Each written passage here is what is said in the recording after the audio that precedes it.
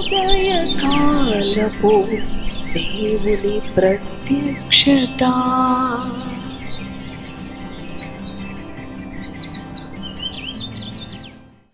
Praise the lord, హల్లెలూయా. ప్రభునందు ప్రియ దేవుని బిడలారా, ప్రభు యొక్క అత్యంత కృపను బట్టి మరి యొక్క ఉదయకాల దేవుని ప్రత్యక్షపు వాక్కులోనికి వచ్చి ఉన్నాం. అవును, ప్రతి ఉదయము ఆయన ప్రత్యక్షపు వాక్కు మన జీవితాలకు ధైర్యాన్ని, ఆదరణను, నెమ్మదిని కలుగ చేస్తూ ఉన్నది. అవును ప్రియ దేవుని బిడలారా, ప్రతి ఉదయమున లేచి మన దినచర్యను దేవుని యొక్క మాటలు వినుట ద్వారా, దేవునికి ప్రార్థించుట ద్వారా, దేవుణ్ణి స్తుతించుట ద్వారా ప్రారంభించినప్పుడు మన జీవితంలో ఈ దినమంతటికి కావలసిన దేవుని యొక్క శక్తిని మనము సమృద్ధిగా పొందుకుంటాం. ఏ పరిస్థితులను బట్టి భయపడక, చింతించక మన ప్రభువుని మన జీవితాలలో ప్రథమముగా ఎంచుకున్నప్పుడు ఆయన ప్రతి భయము నుంచి, ప్రతి దుఃఖము నుంచి, ప్రతి శ్రమ నుంచి మనలను విడిపించే దేవుడు. ప్రియ దేవుని బిడ్డలారా, మరి ఈ ఉదయకాలం దేవుని మాటలు ధ్యానం చేసుకుందాం రండి. యాకోబు పత్రిక 4వ అధ్యాయము 17వ వచనం ఏమని సెలవిస్తుందంటే, కాబట్టి మేలైనది చేయనెరిగియు అలాగు చేయని వానికి పాపము కలుగును. హల్లెలూయా. దేవునికి స్తోత్రం. ప్రియ దేవుని బిడ్డలారా, చదువుకున్న వచనంలో మేలైనది చూడండి, చేయని ఎరిగియు, మేలైనది చేయనెరిగియు అలాగు చేయని వానికి పాపము కలుగుతూ ఉన్నది. ఎంతో మందికి మేలు చేయాలని తెలుసు, మేలు చేసే అనుభవము కలిగి ఉంటారు. అయినప్పటికీ కూడా వారు మనకెందుకు, వారు దుఃఖములో ఉంటే, వారు అవసరతలో ఉంటే, అవును మనమెందుకు సహాయపడాలి, మనమెందుకు ఆదుకోవాలి, మనమెందుకు మేలు చేయాలి. అవును ప్రియ దేవుని బిడలారా, వారికి తెలిసినప్పటికీ కూడా వారు చేసేది తప్పు, వారు చేసేది పాపము, వారు చేసేది అన్యాయము అని దేవుని యొక్క వాక్యపు వెలుగులో వారు గ్రహించినప్పటికీ కూడా వారి హృదయాలు కఠినపరుచుకుంటూ ఉంటారు. దేవుని ఎదుట, అవును ప్రియ దేవుని బిడలారా, నిర్దోషులుగా ఎంచబడరు.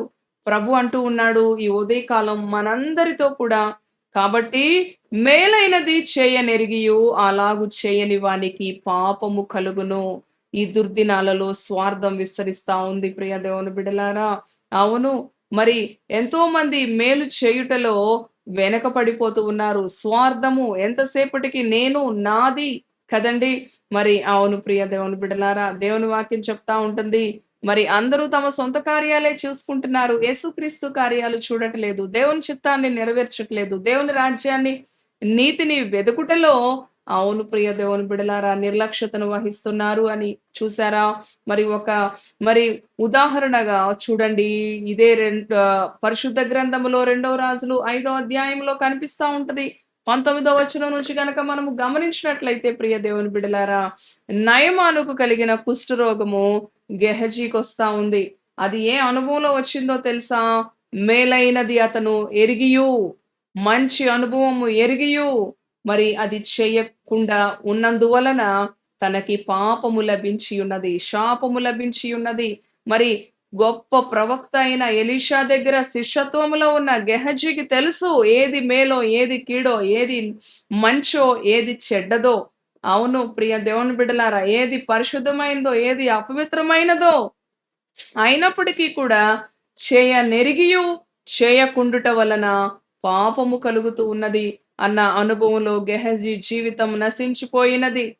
ఎలీషా తర్వాత ఒక గొప్ప ప్రవక్త అవ్వవలసిన గెహజీ తనతో పాటు తన సంతానానికి కూడా కుష్ఠరోగాన్ని తెచ్చుకున్నాడు తన యొక్క క్రియల ద్వారా.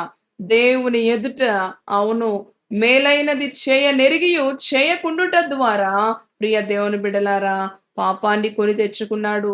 పాపం వలన వచ్చే జీతం మరణము అని దేవుని వాక్యం చెప్తా ఉంది. ఈ ఉదయకాలము నీ జీవితంలో మేలైనది చేయనెరిగియు నీ పొరుగు వారికి, నీ ఇరుగు పొరుగు వారికి, నీ ఉద్యోగ స్థలములో, వ్యాపార స్థలములో, చదువుకుంటున్న స్థలములో, నీ బంధువులకు, నీ సంఘస్థులకు, నీ శ్రేయోభిలాషులకు, అవును, పొందదగిన ప్రతి వారికి కూడా మనము మేలే చేయాలి కానీ కీడు చేయకూడదు. దేవుని ఎదుట మనము సత్యాన్ని పలికే వారంగా ఉండాలి. మరి దేవుని ఎదుట అనుకూలంగా ఆయన దృష్టికి మనము కనబడాలి అనంటే మేలైనది మనము చేసే అనుభవంలో మన జీవితాలను మనము నిర్మించుకోవాలి. ఆనాడు గెహజీ ఎలీషా దగ్గర శిష్యత్వంలో ఉన్నప్పటికీ నయమాను దగ్గర అబద్ధం చెప్తాడు. ఈ లోకములో తుచ్చమైన వాటి కొరకు, మరి ఈ లోకములో ఒక రోజున నశించిపోయే వాటి కొరకు దేవుని ఎదుట మనము నేరస్తులంగా ఉండకుండా, అవును ప్రియ దేవుని బిడ్డలారా, ఆనాడు మరి ఎలీషా మరి తన దగ్గరున్న ఆ నయమాను ఇస్తున్న బహుమతులు నాకు ఏది వద్దు అని చెప్పినప్పుడు ఎల్లి గెహజీ అబద్ధము చెప్పి, నా యజమానుడు ఇప్పుడే చెప్పి ఉన్నాడు, మరి ఇద్దరు యవనస్తులు వచ్చారు, వారికి 2 మరి వస్త్రాలు అలానే మరి వెండి అడిగాడు అని చెప్పి అబద్ధము పలికి, మరి దైవజనుని ఎదుట మరి చూడండి ఏమి ఎరుగని వాడుగా నిలబడి ఉన్నాడు. ఆ రోజున ఎంతో ఉగ్రతకు పాలైపోయాడు ప్రియ దేవుని బిడలారా. మరి చూడండి ఆ నయమానుకి మరి విడిపించబడిన ఆ కుష్ఠరోగము గెహజీకి వచ్చేసింది.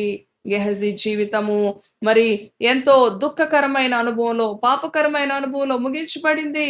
ఎందుకో తెలుసా? మేలైనది చేయనెరిగియు మరి చేయనందువలన పాపము కలుగుతూ ఉన్నది. ఈ ఉదయ కాలం ప్రియ దేవుని బిడలారా, మన ఆధ్యాత్మిక జీవితాలు ప్రభు హెచ్చరిస్తా ఉన్నాడు.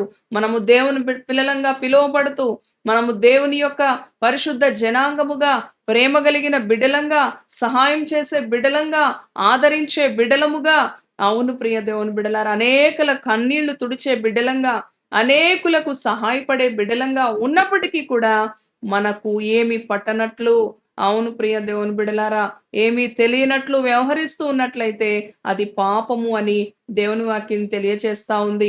కనుక మన హృదయాలను, మన ఆధ్యాత్మిక జీవితాలను, మన మానసిక స్థితిని, మరి అవును ప్రియ దేవుని బిడలారా, మన ఆలోచనలను, మన ప్రవర్తనను దేవుని ఎదుట అనుకూలముగా, అంగీకార యోగ్యంగా, అవును ప్రియ దేవుని బిడలారా, మార్చుకుందాం.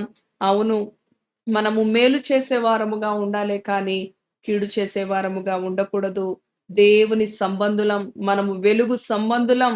ఈ లోకానికి వెలుగుగా మన జీవితాలు ఉండాలి ప్రియ దేవుని బిడ్డలారా.